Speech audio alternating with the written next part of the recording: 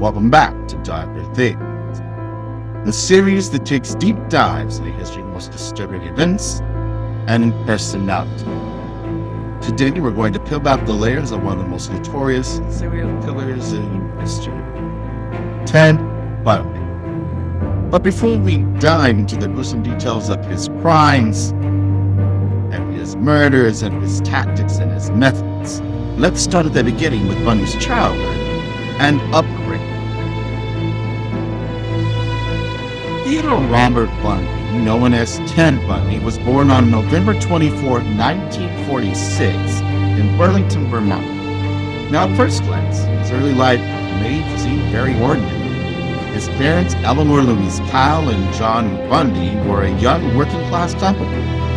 However, behind the facade of normalcy, there were some factors that may have contributed to Bundy's development as a serial killer. Eleanor Louise Kyle, Ted's mother, she faced her share of difficulties. She was a young, unmarried woman in the 1940s. This was at a time when norms were less forgiving of such circumstances.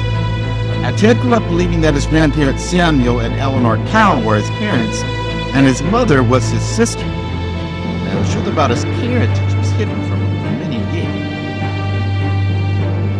Some experts believe that his early deception, covered with the shame surrounding his illegitimate birth, could have had a profound impact on Ted Bundy's psychological developments. However, it's important to note that this is just one of many potential factors, and there's no single explanation for what drove Bundy to commit his famous crimes. Now, as Ted Bundy's childhood progressed, there were several key events and factors that may have played a role in his development as a serial killer. One significant aspect was Bundy's fascination with crime from a young age.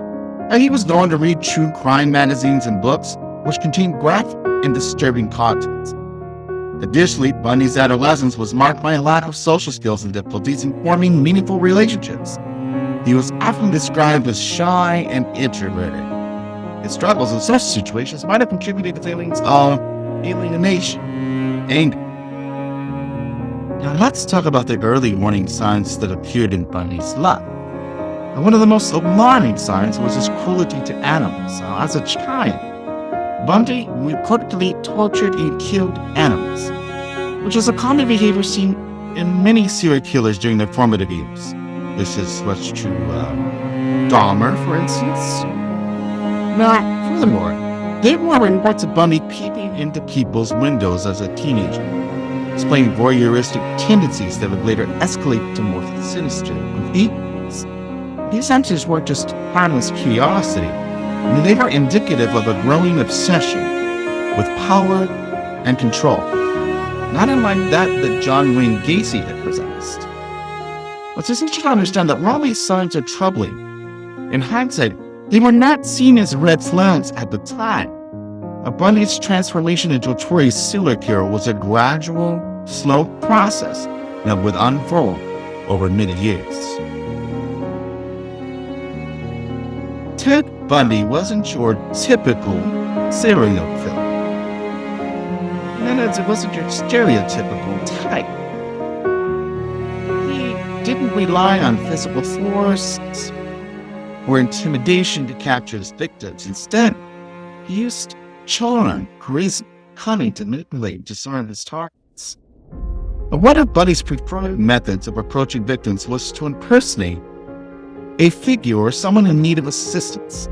And he would often feign injuries such as wearing a cast or using crutches to appear vulnerable, non-threatening.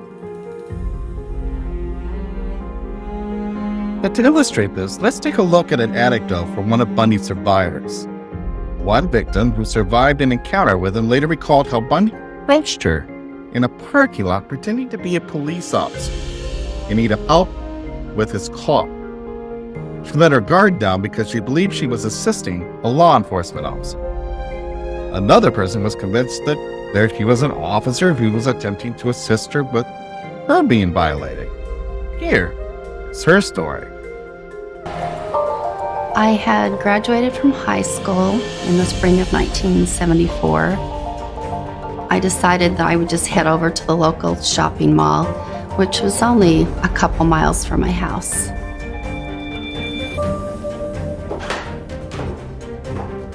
My name's Carol Ann Durant, and I was kidnapped by Ted Bundy in November of 1974.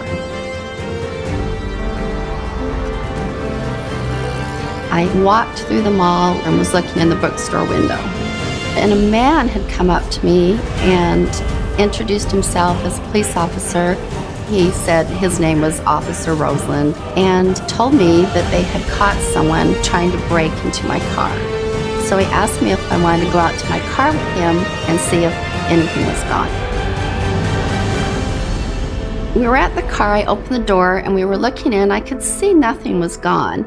Then that's when he said, well, we have the suspect that was trying to break in your car at the substation in the mall. Do you have time? Do you want to go over there and fill out a complaint? And I said, sure, I'll do that.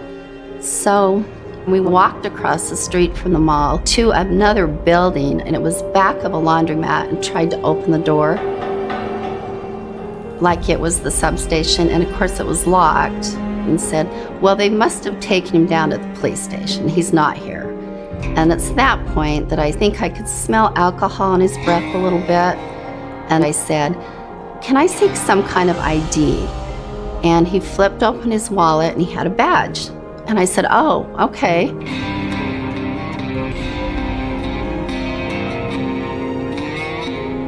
I always respected authority, so I believed him, and I just thought when he asked me to go with him, it was what I should do.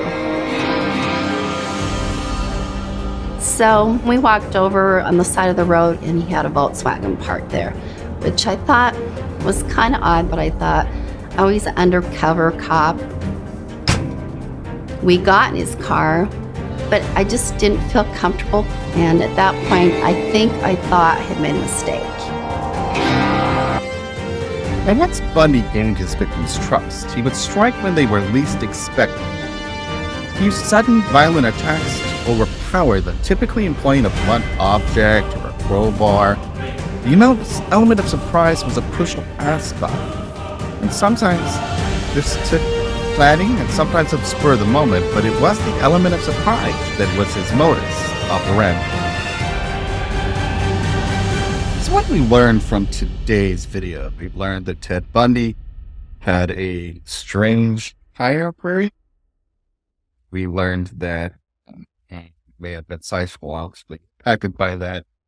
We learned that as a child, he was doing cruel acts to animals. He was doing voyeurism. All these were indicators in the future that he was gradually progressing into something negative, being on the outliers of society. We also learned that he was able to charm, persuade, or basically convince people that he was a safe person, and that he used the element of surprise and the illusion that he might be another type of person, be it a police officer or a doctor, something to that effect, in order to persuade people he was okay, and then bam, with the element of surprise, a blunt object. We heard the survivor story about her carrying experience with Ted Bundy. So in our next episode, we will go ahead and start chronicling tell of his action. Crowd. Ones that made him infamous, and perhaps one of the most